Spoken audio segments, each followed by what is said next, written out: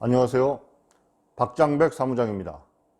이번 시간에는 내용 증명을 보내면 어떠한 효과가 발생한 것으로 볼 수도 있는 경우에 관해서 설명드리겠습니다. 이 제목은 다르게 표현하면 어떤 의사표시는 내용 증명으로 보내는 것이 효과적이다. 이런 제목으로 봐도 되죠. 이것에 관해서 설명드릴 건데요. 오늘 설명도 역시 드리기 전에 어떤 여기서 내용 증명을 보냈다 아니면 의사표시를 했다고 설명하는 것은 그것이 당연히 상대방에게 도달됐다는 전제하에 설명을 드리는 겁니다.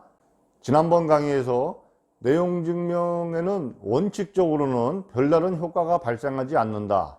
그러나 어떠한 의사표시를 내가 했고 그 의사표시가 상대방에게 도달됐다는 확고한 증거는 확보가 되는 효과는 있다.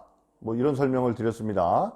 자, 그렇다면은 내용 증명이 아니에요. 지금 말씀드리는 거는 어떠한 의사표시를 내가 했을 때 그 의사표시에 어떠한 효과가 주어지는 경우, 효과가 발생하는 경우에는 마치 내용 증명에 어떠한 효과가 발생한 것으로 볼 수도 있는 겁니다.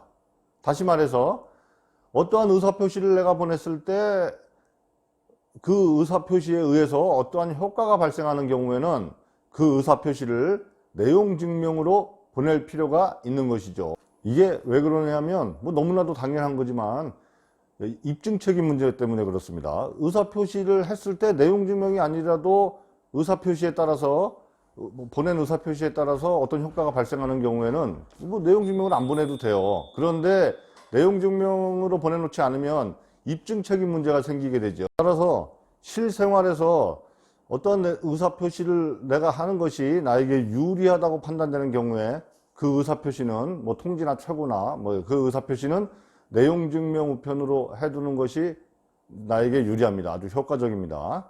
내용 증명으로 보낼 필요가 있는 거죠. 그러나 그 의사표시를 하는 것이 나에게 유리하다, 불리하다 이런 판단은 신중하게 법률 상담을 거쳐서 판단을 해야 합니다. 내용 증명을 잘못 보내면 오히려 독이 될 수도 있어요. 이것에 관해서는 생활법률 0003 이 강의를 참조하시기 바랍니다. 이렇게 내용 증명으로 보내는 것이 효과적인 경우에 관해서는 두 가지 예를 들어보겠습니다.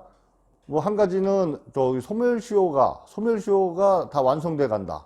내가 권리자인데 그럴 때 소멸시효를 중단할 중단 조치를 취할 시간이 좀 촉박하다. 이렇게 급박한 경우에 이행을 청구할 때 내용 증명으로 해놓으면 유익하고요. 또 한 가지는 계약 관계에서 상대방의 이행지체로 인해서 내가 계약을 해지하려고 할 때 이럴 때도 역시 일정한 효과가 발생하기 때문에 의사표시에 내용 증명을 해놓는 것이 좋습니다. 이것에 관해서 이해 편의를 위해서 이행지체로 인한 계약 해제에 관해서 잠깐 설명을 드리면 계약 관계에서 상대방이 채무를 이행하지 않는다. 그러면 나는 넉넉히 있을 수 없는 거죠. 계약을 해지할 수 있는데 상대방이 이행을 지체했다고 해서 내가 곧바로 계약을 해지할 수 있는 것이 아니고 상대방에게 그 이행을 최고해야 합니다. 야, 너 이행해라. 이런 의사표시를 해야 되는 거예요. 상당한 기간을 정해서. 그러면 이때 상대방이 그 상당한 기간 안에 이행을 안 하면 그때 계약을 해지할 수 있는 건데요. 이게 내가 분명히 이행을 최고했는데 그 이행을 최고를 했네 안 했네 상당한 기간이네 아니네 이런 부분에 대해서 다툼이 생길 수 있어요. 서로 각자 자기의 주장을 한다고 하면 나중에 가서 곤란한 문제가 생기겠죠. 이럴 때 즉 상대방이 계약관계에서 상대방이 이행을 지체하고 있을 때, 이행하지 않고 있을 때 내가 상대방에게 계약을 이행을 해라. 그 최고는 내용 증명으로 하는 것이 좋다는 겁니다. 해놔야 나중에 분쟁이 없습니다. 이상 마치겠습니다.